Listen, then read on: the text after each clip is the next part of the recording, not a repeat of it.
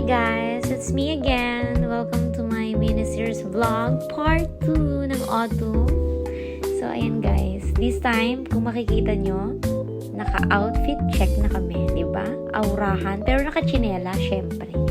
Kasi guys, wala kaming car. Meron lang kami Mercedes bike. So diba, mataas kasi yan.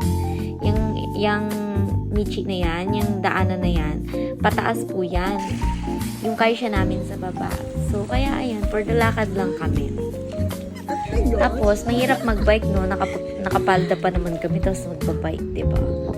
Tapos, ayan guys, dumaan nga pala kami sa vending machine. Kasi, Diyos ko po, hindi namin alam, itong si Aya-san, ang ating videographer, tsaka si Joanne-san, ay may mga baon na tinapay, tsaka drinks. Eh, di kami lang ni Joby ang wala.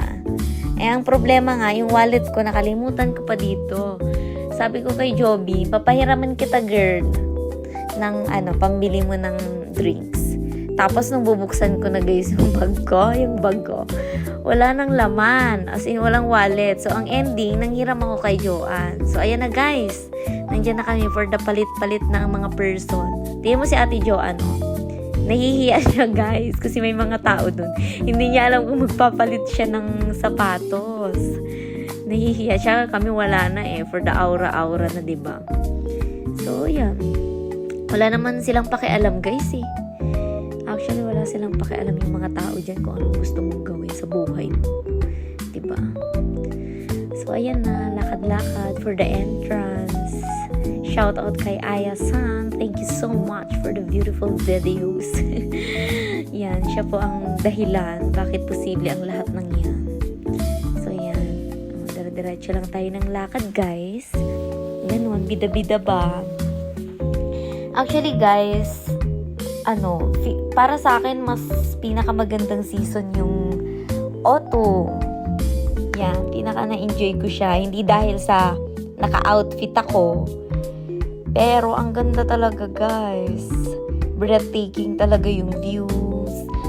Dati napapanood ko lang yun Tapos ngayon na-experience ko na ngayon.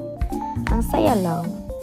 Kasi dati nangangarap lang ako na one day ba may experience ko yung ganyan. Tapos ngayon, nandiyan, na-experience ko siya. Ang saya.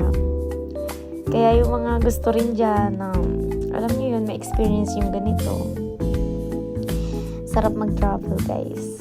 Pero as much as possible, kung kaya nyo mag-ipon, tsaka dyan sa Pilipinas, dyan na lang mag-work, ay, okay lang. Kasi hindi rin naman talaga biro, guys, yung mag-work abroad. Sa totoo lang. It's not easy. Lakas ng loob lang talaga, tsaka patient, determinasyon. Alam mo yun. Yan, sobrang ganda guys, diba? Aura na naman si ate girl. Ayan, dyan guys, nahihiya pa ako maglakad. Kasi kung mapapansin nyo, may mga lalaki doon, doon sa kabila. Tapos, ayun, yung mga lalaki yun, nakakatingin kasi sila sa amin. So, nakakahiyang umaura-aura. Mga, sila, Vietnamese. Hindi namin maintindihan yung salita nila. Parang mga ibon. Charot, joke lang. Tapos, ayan guys. Rampa na naman. Pangalawang bridge ko na ata yan Tapos, yan. Grabe, sobrang ganda. Guys, may mga matatanda dyan.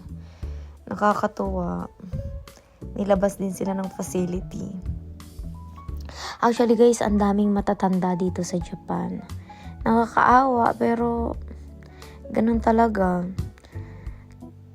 Actually, mga ka-work nga namin, marami din mga matatanda na. Tapos kung mapapansin mo dito sa Japan, guys, kahit 60 na sila, nagtatrabaho pa rin sila. Kasi nga, yung tax na binabayaran nila sa government is sobrang laki. So, ang sisipag nila, kailangan nila mag-work. 'Di ba? So, sa Philippines, dyan sa atin, pag 60, magre-retire na. Pero dito, guys, hindi po pwede yung ganun.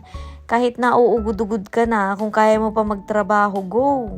Work. Kasi, alam mo yun, kailangan nilang magbayad ng mga tax at kung ano-ano pa. Tapos yung iba naman, pag tumanda na, as hindi na kaya mag-work, dinadala sa facility. Nakakaawa, pero ganun talaga siguro eh. Kaya swerte pa din sa atin. So, ayan na guys. Sasama-sayaw kami ng TikTok.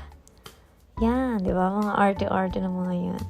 For the entry na naman, syempre, hindi na mawala ang TikTok sa buhay natin. Wow, sexy ni Joby. Wow. Ganda yarn. Pa-cute eh. Oh, sige. Tingnan mo si Joby. Hindi mo alam kung ano ang kinukut-kut niya dyan sa loob na yan. Actually, yung bra niya kasi guys, malalaglag na. So, ayan, for the ayos talaga yan. Diba? After magkut-kut, for the aura na siya. Wow, parang walang nangyari, girl.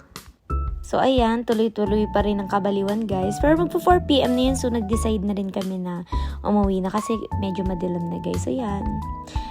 See you to my next vlog. Bye-bye.